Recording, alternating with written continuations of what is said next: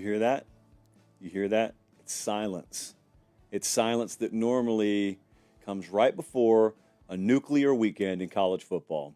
I have a feeling it's a good feeling because, hey, it makes the Sunday shows fun. It's a bad feeling for some of you, but I don't know whomst amongst you is about to suffer an upset. I do know it's Thursday, September 12th, the year of our Lord 2024, and we are jam-packed high atop a rainy and windy and tropical downtown Nashville, Tennessee.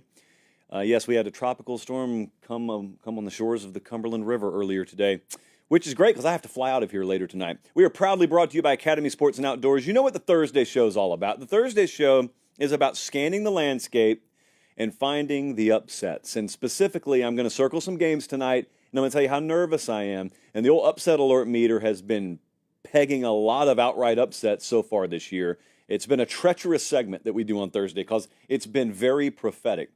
I've got some mystery teams. I got 5 of them that are, Jesse, I'd say they're all highly ranked. Dare I say highly rated, but I don't know that we know everything yet. Ole Miss. Do you know everything about them? Oregon. Do we have any idea what Oregon's going to be? I got you some stuff on Missouri, too. I hit our boys up at FanDuel, and they got some good stuff. Pac-12's back, or it will be soon. Pac-12's back. If you were sleeping last night, because the story broke at like midnight in Central Time and Eastern Time, I've got some thoughts on that. We got Cole Cubelic coming up in the show tonight, and he once played in Auburn, Alabama. They're also watching us in Auburn, Alabama, and Corinth, Mississippi, and St. Paul, Minnesota, and Pueblo, Colorado. Make sure you're following on Instagram at Late Kick Josh. We'll do Friday Night Lines tomorrow night. I can't believe some of you. I'm disappointed in some of you. Most of you I'm not. I love most of you. I love all of you, but I can be disappointed in you too. I mean, you guys, 21 hours ago, I'm bored. I hop over on the Twitter machine and I say, Texas went north to Michigan and won. Alabama will likely do the same at Wisconsin Saturday. Those SEC climate truthers are in shambles.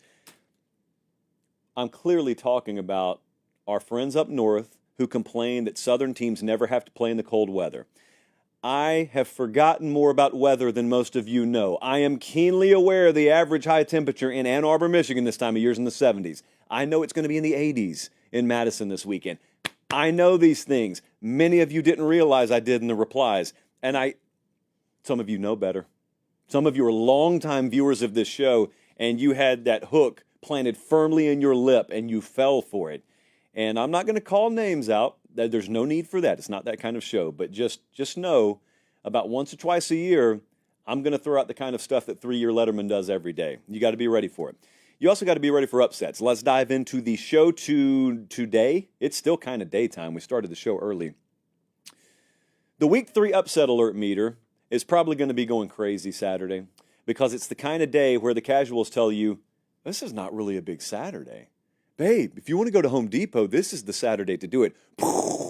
Everything just blows up. Your phone's going crazy. You're in aisle 4, and all of a sudden, Purdue's taking Notre Dame to the wire. So don't let this stuff happen to you. You got 12 Saturdays. Use them wisely. And this Saturday, we're going to be over in Columbia. LSU is a 6.5-point favorite on the road. Maybe there's an upset there. But maybe there's upsets to be had elsewhere. Let's talk about this Memphis-FSU game.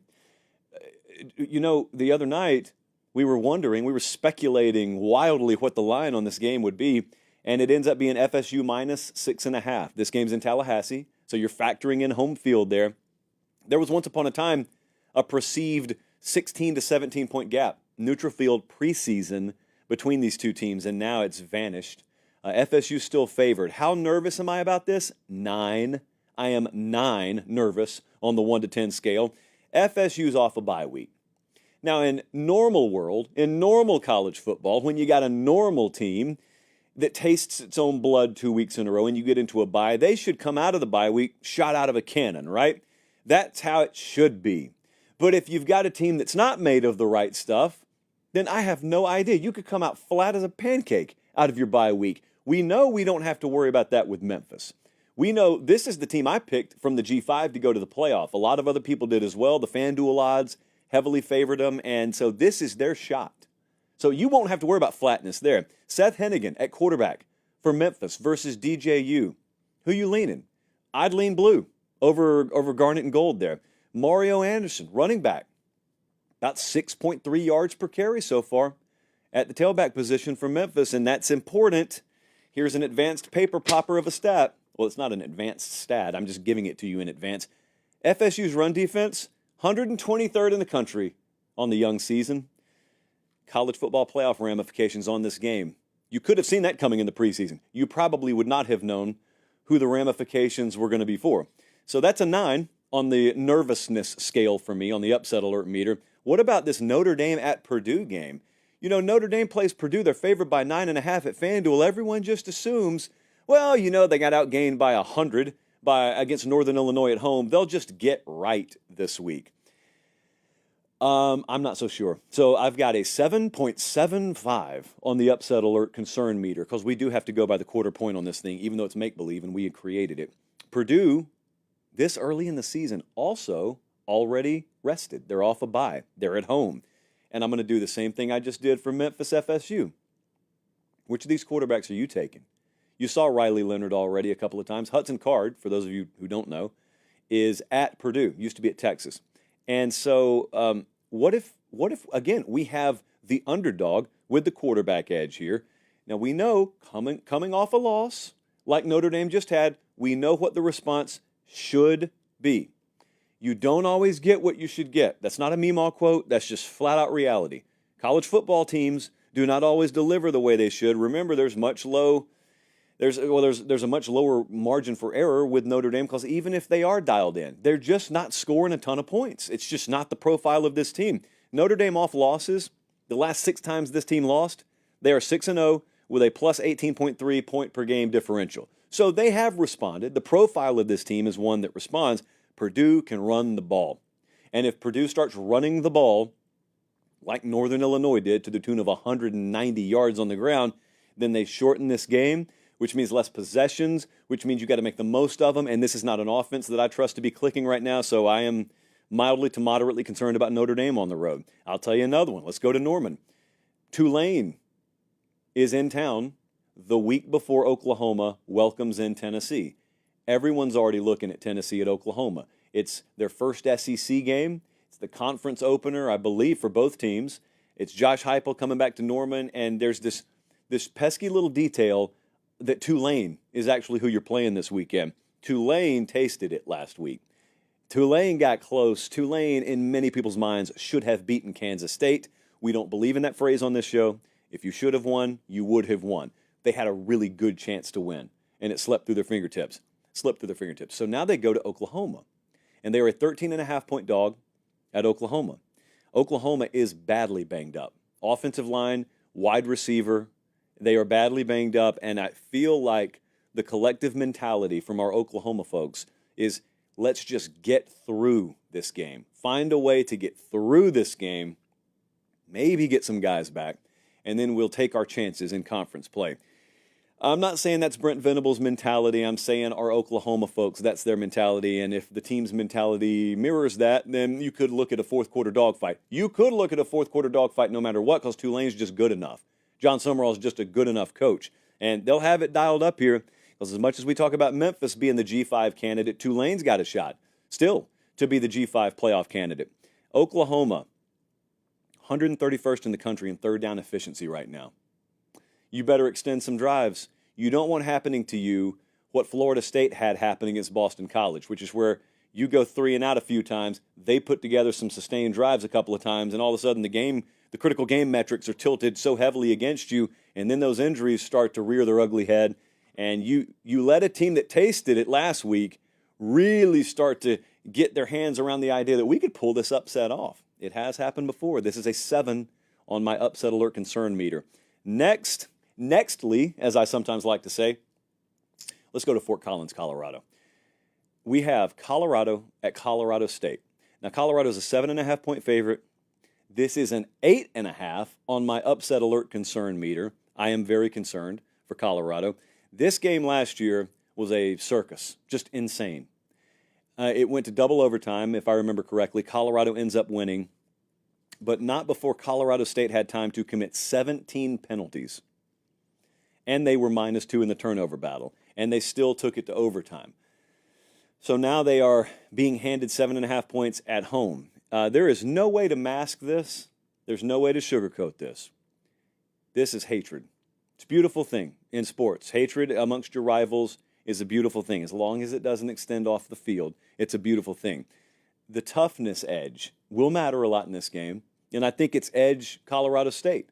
Colorado's free to prove me wrong. The toughness edge, though, cannot coincide with that many penalties again. That's how you give a game away. How is Colorado's locker room responding to that loss last week? If this was a program full of multi-year starters who came in together, they were recruited together, they've sweated and bled and cried together, and they've been there multiple years, we'd know pretty well how we expect them to respond. I don't know how to expect Colorado to respond from what happened last week. It's a lot of guys that haven't played together a whole lot. So what's the chemistry? What's the team dynamic there? That word, that chemistry word. You remember in the preseason, a reporter asked Dion about it, and he went deep down the semantics rabbit hole of what is chemistry? What is chemistry? Well, it matters this time of year. It matters in games like this. I've got concern, 8.5 on the upset alert concern meter. And lastly, while I don't have as much concern on this Utah State game, Jesse's not playing. Cam Rising is not playing in this game. So the quarterback's out, and I've got a 3 on the concern scale. The spread here right now is 18.5. Utah laying 18.5. Cam Rising likely out. Now you look at last week, and everyone will probably look at the fact that when Rising left the game with a finger contusion or whatever they called it, the offense shut down, which is not the biggest shock in the world. However, here's the problem. If you're going to look at last week with both teams. Because Utah State went and got shut out and crushed by USC in the process. So it's one thing for the favorite to come in here and stumble a little bit. How are you going to take advantage of it? Because it's still a pretty good defense. And they understand that you got an entire week of prep knowing your guy's out. It's way different than being stunned by that in the middle of a game. When you go through a week of prep knowing, hey, we're going to have to shoulder a little bit more of the load here, it can have a difference. This should be a roster game. It should be a roster win. The collective roster of Utah should be able to lean on Utah State. So I've got a 3 on the upset alert concern meter there. There is, who knows, 1, 2, 3, 5 games that we did not mention here that are going to end up shocking us. You know it's coming as well as I do. Immunity. It's an inevitability. Happens every year on a week like this. We kind of got a taste of it last week. Maybe that was just a preview. So I'd be happy to listen to you guys on which upset I missed. Just don't miss the opportunity to go to Academy Sports and Outdoors. They present the show free of charge for you. They humbly ask that you visit their store. I humbly ask that you do that and you subscribe.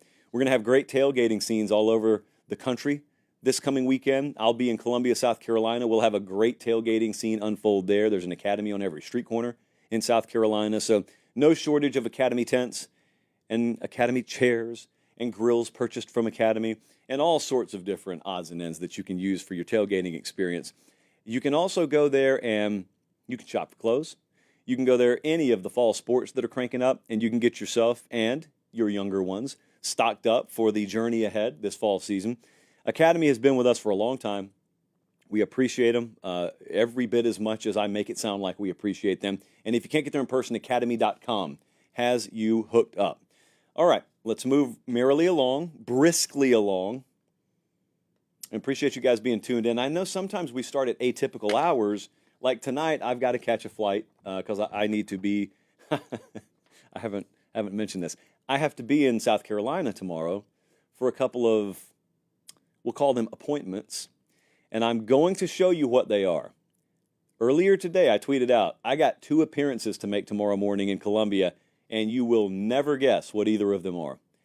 And hundreds of you guessed, and no one got anything right. You never came close. So I will document everything on the old socials. You may think less of me, but you will think of me. Let me just put it that way. You will think something of me. Have you figured out all these teams in college football? Have you figured out most of them? I think I have a read on a lot of them, but there are some teams that, to be honest with you, I'm still way out on. Like, I still got to see more from. Missouri is one of those teams. I got like 5 of them here that are mystery teams to me. So, wow. Did you see that? The armrest almost went out. So the Missouri Tigers right now, I started them at number 15 in the JP poll. They've climbed up to 11. We've added 4 points of value. So Here's a good way to go through this. So Colin is showing you the JP poll right now. I've got Missouri at 11 this week. They were 15th to start the season. We've added about 4 points of value. They beat Murray State. They beat Buffalo. They shut both of those teams out. They've looked really good. They get Boston College this weekend.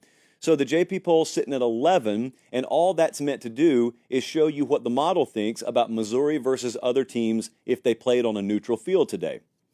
So I put that out, and sure enough, we had someone reply. His name is Patrick. And Patrick said, there's no way you're choosing Oregon, USC, Miami, nor Penn State to beat Missouri if you use the eye test. Well, Patrick, I don't use the eye test. If I did that, I'd just be voting in the AP poll, and it would be called a ranking.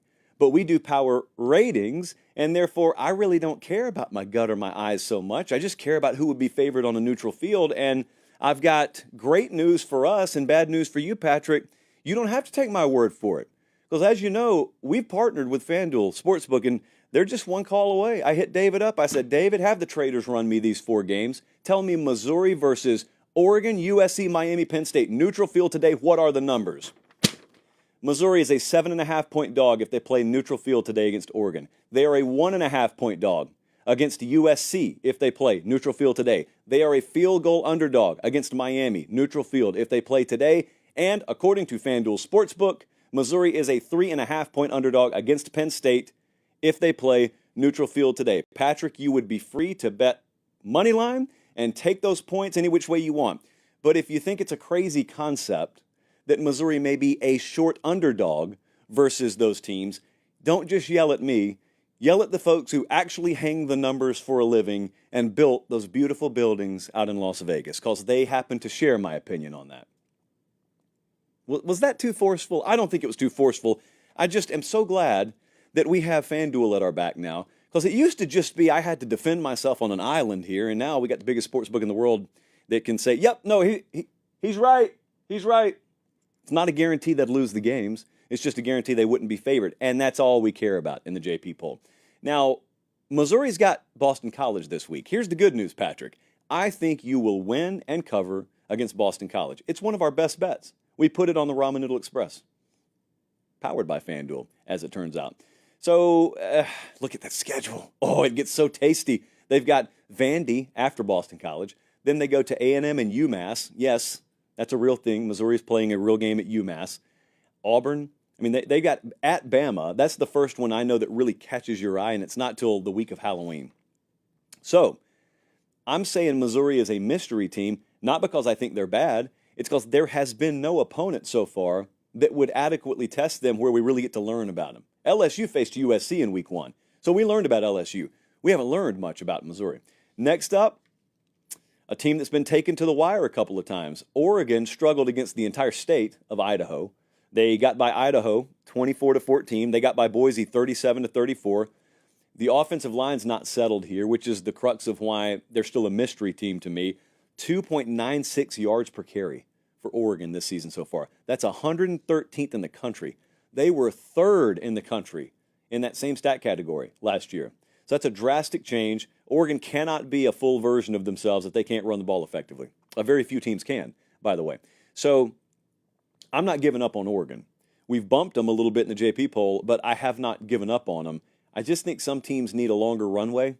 When you don't have a preseason, and we don't, I'm not advocating for us to have one, by the way, but when you don't have a preseason, sometimes the stuff that needs to get figured out or ironed out takes a few weeks into the season. And if you've got a front-loaded schedule like Clemson did last year, you may be screwed.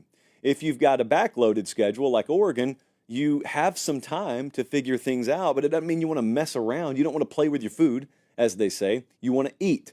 And so they've still got some time here. It's a tricky spot this weekend at Oregon State, and then they got the bye week. But I haven't sold on them. I just think they're a mystery in that I'm wondering, can they become the version of Oregon I thought they'd be? They're still the 4th best odds to win the title right now at FanDuel. So their odds haven't plummeted. I think those guys are seeing the same thing I am, and that is this is a team that, you know, it's kind of like if you have the pop tab on a Coke. If you have no fingernails like me, like you know what that thing's going to be when it opens, but you're having problems. Mom, can you open this Coke for me? That would be pop to those of you not where I'm from. Ole Miss is a mystery team. Ole Miss is a mystery team, but they were always going to be that this time of year. I mean, they beat Furman 76-0 in week 1. They disposed of, who'd they play last week? 52-3. Middle Tennessee. Oh, man, rest in peace, Blue Raiders. And what are we doing? We're betting MTSU this week. So they've won. They've given up a total of 3 points, and they've already scored into the hundreds. They were never going to prove anything about themselves the first 2 weeks. They go to Wake this week. The model loves Wake Forest. Producer Jesse and I both agree Ole Miss probably covers again this week. So the model's probably just wrong on Ole Miss. And then they play Georgia Southern. And is it a little bit of an inexplicable schedule? Yes. Does it matter? No. Because they end up playing at LSU. They play Oklahoma. They've got Georgia. You got the Egg Bowl at the end of the year. So we'll end up learning about them. It just takes a little while. I have nothing bad to say. I would love to see their new defensive transfer portal pieces get tested, but you ain't getting tested against a guy named Furman, and so it's going to take a little while. That's not a bad thing. I'd love to have that schedule at Pate State. I'd love to have that kind of schedule. So it's not a bad thing. It's just a wait-and-see mode for Ole Miss, or for me on Ole Miss. Louisville is a team that I think is one of the most underrated in the country right now. However, they still qualify as a mystery team because I think they are a really, really sneaky contender to make the playoff, to compete in the ACC, but they've played Austin Peay and Jacksonville State. So I can think that all I want to, just like I think Ole Miss is really good. I can think that. It technically hasn't been proven to me, and it couldn't be yet. Tyler Shuck, so far so good. So that's the quarterback there. And he's never had a season where he started more than 7 games. In the games he starts, he's really good, no matter where he is. So far, so good. They are playing Georgia Tech. That's next week. So they're off this week, Jesse? I think they're off this week. So they got a little while. I went and watched the Jacksonville State game in totality because that's just how I live this time of year. I think their offensive line looks good. I think they got good weapons. I think they can run the ball.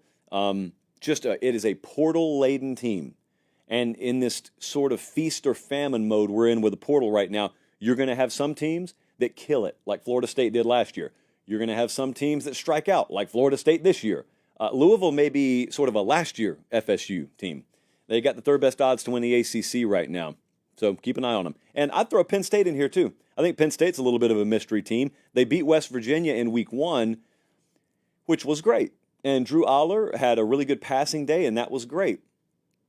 Pay attention to what happened the next week. So Penn State has Bowling Green throw it on them a little bit. Meanwhile, West Virginia gave up over 300 passing to Albany. So you just start to ask questions that are fair, and that is, was Penn State throwing the ball like that on West Virginia as impressive as it seemed like it was now that we've got another week's evidence in our lap? Penn State got held close against Bowling Green last week. What's crazy is their wide receivers there are only 3 wide receivers on this team with a reception. And Fleming's one of them, and he's got 1 reception. So they've got to spread the ball out more. It turns out that the offense hasn't totally arrived yet. And so they have got a workable schedule as well. You're not hearing a lot about Penn State right now because they don't play marquee games early. They played the West Virginia game, which was the big noon kickoff, so I guess that is kind of a marquee game. But now they faded for just a second. But they play at USC on that big Saturday, October 12th. And not that they don't have some losable games before then. Like Illinois, we know what happens, what can happen when they come up there. But that game at USC could end up being the game of that Saturday. Everyone's going to be focused on Ole Miss LSU and OU Texas, and that's Ohio State Oregon Day, but that's also Penn State USC Day. So let's keep an eye on it. Where are Cubelic? Look at that, texting us, ready when you are. We'll let you know when we're ready, sir. We'll let you know. Quick Trip, just proudly fueling our tour all across America this year. We'll end up going from coast to coast. We're in Columbia this week. I'm flying out in about 3 hours. The whole new Saturday tour, headed to LSU versus South Carolina. Good news, hopeful news in the forecast department. There is still rain as a threat, but it's no longer a guarantee. And the way it looked a couple of days ago, I had already purchased a snorkel from Quick Trip and a rain jacket from Academy. So I'm geared up no matter what, but assume it's going to pour, okay? Come ready for battle. And if you see sun peek through the clouds, that's just a cherry on top. This is going to be a raucous environment. Williams-Brice Stadium, you know my affinity for that place. I've given Justin King and the creative media people over there all they could say grace over, as Meemaw would say, in terms of my love and affinity for this place. LSU's got to win this game. Change nothing about that. LSU's got to win this game. So we are proudly fueled by Quick Trip on the road this weekend. May even find myself in a Quick Trip parking lot before the end of the weekend. They're watching us in Edinburgh, Scotland, Tempe, Arizona, and Augusta, Georgia. A couple of quick thoughts on this whole headline that broke last night, and then we'll get Cole Cubelic in here because he can't sit still over here. The eye Josh is lighting up like a Christmas tree. The Pac-12 lives. Therefore, Pac-12 Pate could be back. Ross Dellinger last night, I've already taken my contacts out. I just peek at my phone, and he never sleeps. And there it is, Yahoo Sports, breaking news. Pac-12 set to add 4 Mountain West teams, and they're getting the band back together. Well, the band name will be the same. It's just a bunch of new members. Sort of like what Journey looks like these days. Oregon State, Washington State, they're still there. They are adding Boise. They're adding Colorado State. They're adding San Diego State. They're adding Fresno. Those are the 4 best programs in the Mountain West right now. So it is happening. Here is my first reaction. Who else? And shortly thereafter, that was like part B of the breaking news is, yes, this is it for now. But as you can clearly see, that's 6 teams. NCAA guidelines mandate you have a minimum of 8 to be considered a conference. Otherwise, it's just a collection of random logos. So you got to have at least 2 more. So then the follow-up is, so who else are they going to add? Ooh, conference realignment. Notice we can never do this in spring or summer. It's got to fall smack dab in the middle of the season. And that's why it's buried in the show tonight, because I'm not leading the show with conference realignment when we have games to talk about. Stanford and Cal make obvious sense here, but they don't. It's probably not going to be Stanford and Cal because they're already locked into the ACC through 2036, unless the ACC starts imploding in on itself like a dying star or a dying conference, in which case maybe they'll be freed up. I wouldn't expect that to happen. So then we start asking, well, I would start asking, what about UNLV? Doesn't that make obvious sense? And then Ross Dellinger says, not so fast. And he went on in that article that's still up on Yahoo Sports to talk about how this is sort of a political thing. There is all kinds of political red tape in the way that makes it tougher than the Pac-12 just saying, UNLV, you're coming with us, because you probably got to take Nevada along with them. And all due respect to our friends in Reno, it seems like UNLV is the far more coveted commodity out there. This is from the piece. Quote, many around college athletics expressed surprise that UNLV was not included in the Pac-12's initial phase of expansion. Located in a major city with a football program on the way up, the potential is there. But, or however, politics are at play. According to those with knowledge of the discussions separating the two, the University of Nevada and UNLV is a hurdle. It doesn't mean it can't be done. Perhaps at a later date they could eventually move together to the Pac-12, or the hurdle is crossed and UNLV moves alone. Whomst amongst us knows. So these games are going to have value. I think most casual fans, not fans that are casuals, but casual fans look at this and say, well, how does this affect me? I mean, who cares? Well, if you're a college football fan, I guess you care. If you're a fan of Clemson and you don't care about anyone else, hold on a second, I'll be done with the segment. But I will tell you this. I think it does have a little more hidden value than you realize, only because the landscape of sports media is rapidly evolving. A couple of things are in play here. You've got networks getting in on the game. TNT, for example, is getting in on college football. They're going to have a couple of playoff games this year. Now, they're licensing those from ESPN, but they have made it clear we want to get in the college football game. Well, the way you do that is you got to have inventory. And, the Pac-12, while it may seem like this is irrelevant and this is not a power conference and what's it going to mean for the playoff? Yeah, that is year in and year out. That's how we think. But in terms of inventory, the Pac-12 is going to have things that you can put on their shelf. And then also think about the fact that ESPN's looking to launch a direct-to-consumer platform very, very soon. They're in the process of doing it. And what you need there is you need eyeballs coast to coast. And what you could have here is a property or assets from that overall property, meaning games that you can put on your shelf that require eyeballs to download or subscribe to whatever surface it is you're offering them on. I mean, you guys know good and well, you try and watch a Notre Dame game, you may have to go download Peacock if you haven't already gotten it. You want to watch the NFL right now, you got to be on like 17 different platforms. I'm so glad we got away from cable and simplified everything. Man, look at us figuring it out. So, hey, the Pac-12 is back, even if in name only for now. I am about to get to Cubelic. I know he's listening somewhere down there in the depths of Alabama, so just tell him to hold on, Jesse. We are, at least every odd that we show on this show, our odds are provided exclusively by FanDuel. We were able to serve Patrick earlier today at the behest of FanDuel. I'm just kidding, Patrick, mostly. We have got, so a couple of things are going on, and I'm about to add 2 best bets on the Ramen Noodle Express.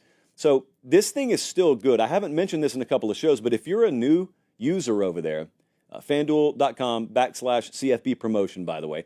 You bet $5, you get $200 in bonus bet. Guaranteed. Win or lose, guaranteed. You get that if you're a new customer. And also, this game tomorrow night, this Arizona-Kansas State game, which we're all going to be glued to, I'll probably do Friday Night Lines at halftime of that. There's a 50% profit boost token on that thing. So go check it out. Like, it'll be there. You can click this QR code if you don't want to go and type in the website. But I'm going to have more on that tomorrow night. But Friday Night Lines is coming up tomorrow night, emanating from a hotel room in Columbia. You need to be on Instagram Live for that, at Late Kick Josh. But before I do that, and before I get to Cubelic, Colin, I believe we have 2 games to add aboard the Ramen Noodle Express this week. The Ramen Noodle Express, just out for blood this week. We've already locked in Middle Tennessee State plus 7.5. We've got Missouri minus 15.5. Last night, we took Memphis FSU over 52.5, or we did that 2 nights ago. All 3 of those numbers have moved that direction now. I'm adding 2 more. Give me Michigan. We waited all week for this number to pop. Michigan minus 22.5 against Arkansas State, and we are adding Toledo plus 12.5 at Mississippi State. Those 2 just added now. I will add at least 3 or 4 more tomorrow night because there are a couple of lines we're waiting to move on and a total. And so make sure you are tuned in. Friday Night Lines, sometime later tomorrow night, Instagram Live, at Late Kick Josh. All right. With that being said, I had Cubelic listen to the entire show, and I had him sit down there and just stew on it. And so here he is. Welcome in, sir. I just listed off, Jesse, 5 or 6 mystery teams. You've actually seen some of these teams in person, covering games for SEC Network. Which one of them out there just has you kind of sitting back and saying, I don't love them, don't hate them, I think I may love them, I just don't know yet? Which one is it?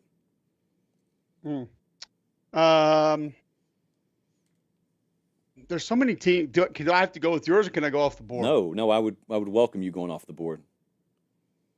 I could give you a couple in the SEC, like Texas A&M. I could give you Florida. Those 2 are going to play this weekend. South Carolina I would give you because there's a lot of things that I like about that team, but then I have a lot of questions about that team. Maybe that's the way that we should look at this, is not so much mystery team as it is teams of how much do we like, how much do we not like, and then how do we weigh them off. Like you talked about a couple of teams, like an Ole Miss is one that, are they a playoff contender? Absolutely. How much of a playoff contender right now do we know?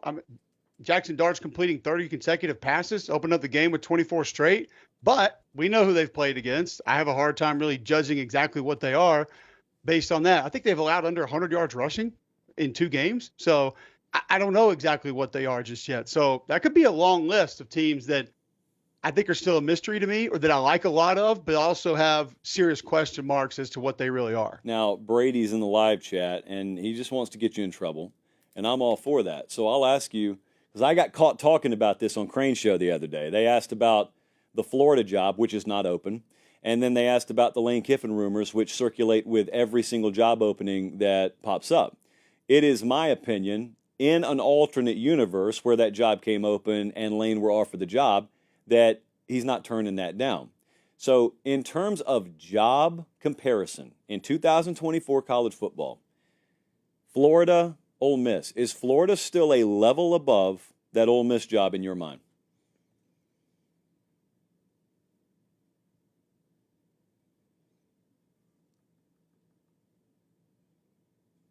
You know how this went last time. Yeah, I do. When I didn't even say it on the air. And you are actually going to creep down this path again. And I got to go over there next weekend. Yep. Yeah. Here's my answer to that. Abso-effing-lutely not will I answer that question. All right, or Patrick. approach that topic. Hold on. Not even close. Hold on. No. I have to apologize to some of I our don't viewers. need Hold it. on. I don't want it in my life again. I'm not going to welcome it. Put that on Josh. He can have all that. No. Next up with Cole, the open book Cubelic. Is there any chance Boston College? What am I doing with the mic? Is there any chance Boston College pushes Missouri this weekend? Like, could this happen? I don't think it's going to happen. I think they win and cover. I think it could be interesting. I think, Josh, this is weird. A lot of people are like fading on Missouri a little bit. I don't mean that from a gambling perspective. I mean their confidence is fading. And I don't really understand why. Because you mentioned all these other teams that haven't played anyone. And yes, we like them, but we really don't know. So they're kind of a mystery team. Why Missouri wouldn't still fit into that category for folks. Here's what I needed to know about Missouri coming into the season. One, would the offensive line be able to work and operate the stretch play in a similar fashion to last year? They have a left tackle from Oklahoma that's fitting in just nice, and things look great.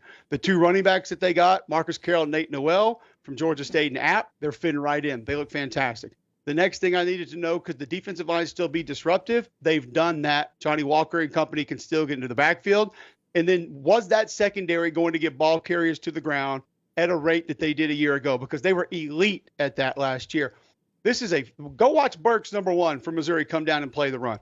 I mean, he is one of the hardest hitting safeties in college football. So my questions have been answered. I understand the level of competition, but they've handled their business. So I do think there are areas in which Boston College would be scary for just about anybody. One, we know Billy O can call plays, regardless of what some people in the state that I reside in may think. Two, Thomas Castellanos can hurt you with his legs a little bit. And Trayshawn Ward out of the backfield, catching the football, gives them a heavy misdirection presence. What did I just say about the Missouri defense? Active, aggressive, love to come down and hit you. So that could become a little bit problematic. And they're a physical group up front. I actually put it on. I got a tip from a friend yesterday. He said, "You watch BC, Florida State?" And I said, "No, I watched the game, but I haven't gone back." He's like, "Go watch that BC offense." That was a duo gap scheme clinic in that game. So, yes, there are some things from a misdirection, throwback, bootleg standpoint that I could see being a little bit problematic for Missouri, but I still think they win the game. Yeah, you switching gears just a little bit. You had Oklahoma last week, right? I mean, you did that game. Okay, so yeah, we were there. Yeah, they got Tulane this week. So they struggled with Houston to put them away last week. They got Tulane this week. Everyone's got the Tennessee game circled, including me, coming up next week. They're badly banged up, O-line, wide receiver. Offense has not found its rhythm yet. What were your impressions being up close with that team?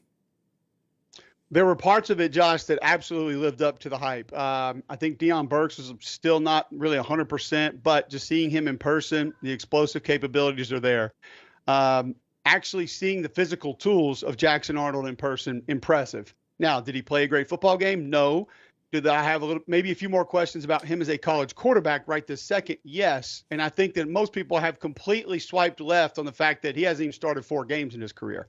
The defensive line looked better than I imagined. Danny Stutzman lived up to every bit of the billing, like way past what I even imagined seeing him in person. Billy Bowman looked great, but some of the penalties late in the game cannot happen. That was very disappointing. They've got to figure some things out offensively. They were down 2 starters in that game. Now one of those is going to be out for the season. They're still trying to mix and match. Jake Roberts had a great game at tight end. I think they need more of him, more Bauer Sharp. I think they need to use the middle of the field just a little bit more. Like you just mentioned, I think they're saving Nick Anderson for Tennessee. They want to try to get him back then and then have a little bit of extra firepower when the Vols come to town. But offensively, they've got to find a rhythm. It starts with running the football. I didn't think the protection was as bad as a lot of other folks did. I thought Jackson Arnold actually moved and ran into the protection more times than he didn't. Used his legs a little bit. They're going to have to do that to even things out offensively, because I don't think they're super dynamic at tailback. I think they're good, but they're not necessarily explosive like, say, a Tennessee is. But the defensive line, the front 7, they're going to be able to lean on that defense. 15, playing that cheetah position, like he puts his body on the line. He's going to come down and try to knock some people out. So I love the defense, love how aggressive they are, what they're capable of doing. But offensively, they got some things to clean up. And they kind of moved over into that sort of question mark team for me that you were referencing early in the show, because I thought they were one with all that top end talent, all that star power. They were going to be able to maneuver and handle some of the other problems that were coming their way. It's some of it was concerning what you were seeing on Saturday night. So for the viewers who don't tune in to the radio show you and McElroy do, I listened to it earlier this week. I texted you just a stream of consciousness as I was listening. So you guys have a block where you take calls. And I kid you guys not, in back-to-back calls, they're talking about the Auburn quarterback position, the Auburn offense. One guy calls in and claims that it's impossible for the Auburn coaching staff to make a call on quarterback because they haven't seen the backup quarterback. Hank Brown, I think is his name. They haven't been able to watch him. How could you ever judge a quarterback if he doesn't play? Because they don't practice at Auburn. They never do that. 11-on-11 doesn't happen down there. And then the next caller. Hank Brown is the quarterbacking that I am into podcasting. Yes. So yes. The next may be there, may not. The next caller was better though. The next caller said, I don't think Freeze is spending enough time coaching. I just think he's recruiting too much. He's not spending enough time coaching. And our guy here said basically, thanks for the call. I think I heard a pill bottle rattle and you popped a couple of something, threw him back and just said, thanks for the call. Next up. The lights were on, but no one was home. I could feel your soul exit your body, and it's just, we still got 2:26 to break. What am I supposed to do over the next 90 seconds or 120 seconds of my life? So congratulations to you for making it through that. The Auburn quarterback situation. For those of us who understand Hugh Freeze is starting Payton Thorne because he has performed the best in practice, and the other guys have gotten opportunities in practice and haven't taken that job away, it sounds a little iffy down there. He said Payton Thorne's got a short leash this week. Make sense of this for me, please, if there is sense to be made. I do think some of the verbiage Monday, Tuesday, and how different it was yesterday is a little bit odd. But Payton Thorne is the guy that has taken the first team reps through spring, through summer, most of fall, all of fall camp. You're not just going to turn your back on that right now. Let's rewind to Saturday. Are 4 interceptions ever acceptable? No. That was a tip ball right there. Could it have been a little bit more accurate? Yes. But if you are an elite receiver, which we've been told are now on the roster, you probably need to go make that grab. Here's one where you're going to get hit. I'm never going to blame a quarterback getting hit and a ball fluttering out there and being intercepted. So 2 of those happened. And the last one was a desperation throw that was just ugly, and we don't really need to talk about it because you're pressing, trying to get back into the game. I think he's getting the ball out faster. Actually, your boy McElroy had numbers to back that up. I don't know where he gets them, what they're from, or even if they're real, but I'm going to trust him on that one. I know he's running the football better. I know he's a little bit more decisive than he was a year ago. I know the protection is still not good. My main question in the entire Auburn offense question is, where's Jarquez Hunter? Why did he touch the ball 13 times last week? That's what I cannot figure out. But I think Payton Thorne's going to get the go. I think they're going to let him ride. I think you go out there and let him prove that he can or cannot be the guy. The juggling act has rarely worked. Why would you risk that now when you have winnable games in the future if things were to work themselves out? And the other part too, Josh, that I think people tend to forget about, it's not just did the next guy go make the throws in practice. Obviously, the coach has seen that. He's observed that. The coach has also had conversations with said player as to, why did you do this? What did you see here?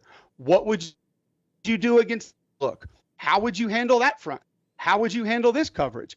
And there's a really good chance that said coach doesn't like the answers that he gets to those questions. So it might not even be about the throws or the timing or the rhythm or the accuracy.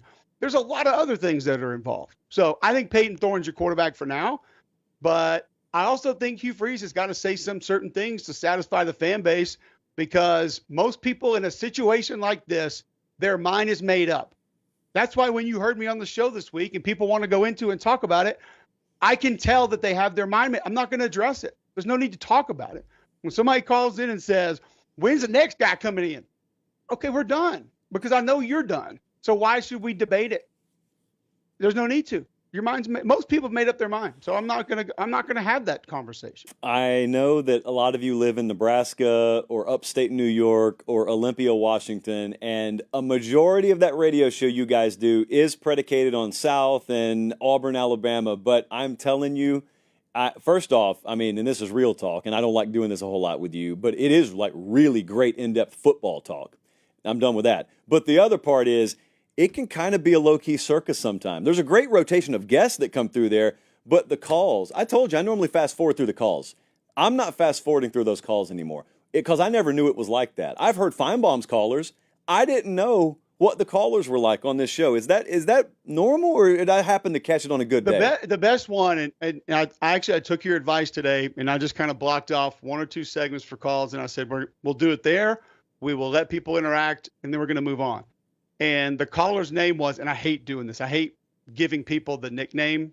But his nickname was Optimistic Auburn Fan.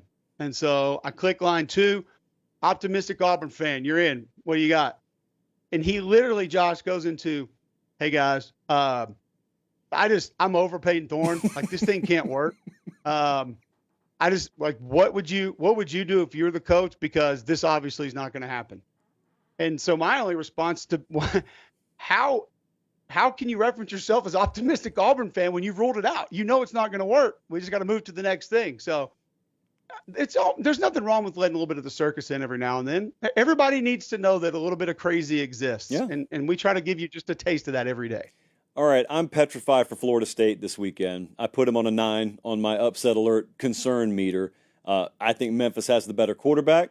Memphis comes in there knowing that this is their playoff resume. This and, winning their conference, that's their playoff resume. And I watched that Boston College game. You talked about going back and watching it. Watch the TV copy. You don't need an advanced all-22 view to understand when they start sustaining drives on you early and you're just 3 and out a couple of times. It tilts the critical factors of the game so violently, and you're looking at Mike Norvell on the sideline having no clue what to do because it throws every possible game script you could ever have out. And then I look at Memphis, I look at how good they run the ball, I look at how bad Florida State's been at stopping it, and it is so easy. If things get tight early, it's so easy to foresee just a couple of early 3 and outs, a couple of 8, 10, 12 play drives for Memphis. They've got all the confidence in the world, and the bye week does nothing for you because if you come out of the bye week and you have a real bad start, the toxicity just starts flowing. It's in your stadium. It starts flowing again, and I'm worried about it, man. How do you see that game? I think you should be worried about it. By the way, your Norvell biting fingernail reference in the show earlier this week was right on point. I appreciated that. Seth Hennigan is a really good college quarterback who has played a ton of football, and most of it has been played well. Nobody really knows who Mario Anderson is. He was a D3 running back. He went to South Carolina last year.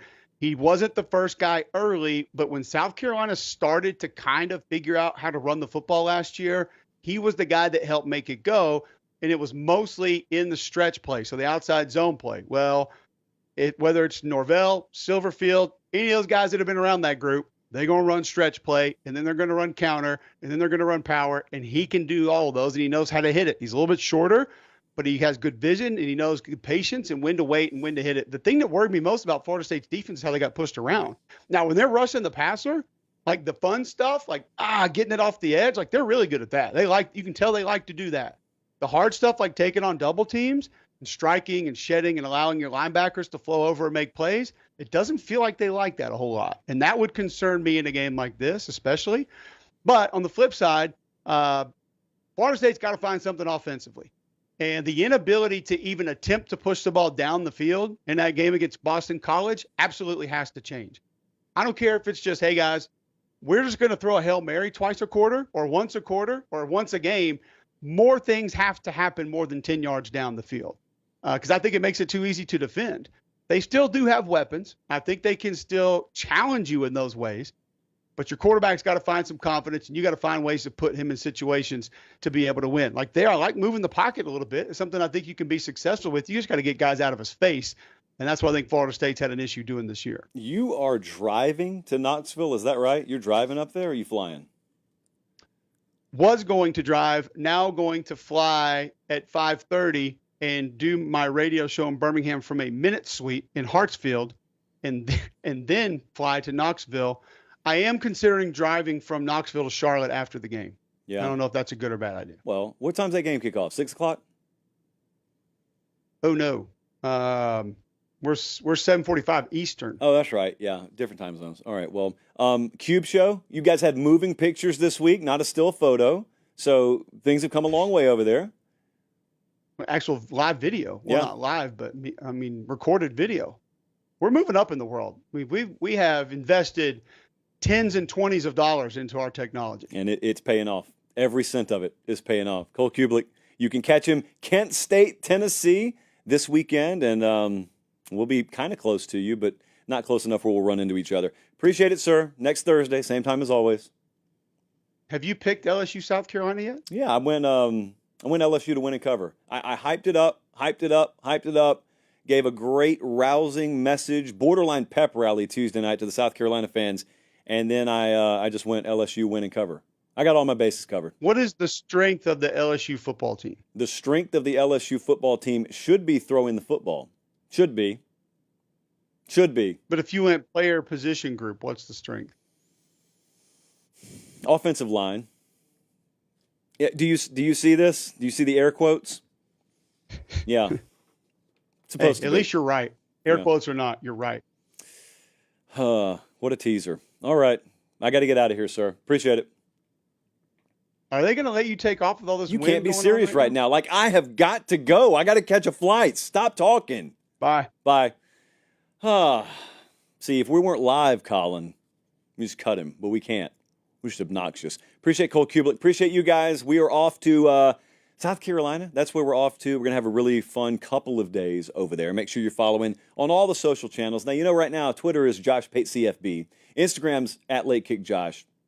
We're working through it. We'll get it picked up. We'll get it solved. In the meantime, for producer Jesse, for director Colin, I'm Josh Pate. Take care. Enjoy the weekend. Don't get caught off guard by these upsets. We warned you. We'll see you Sunday night. God bless.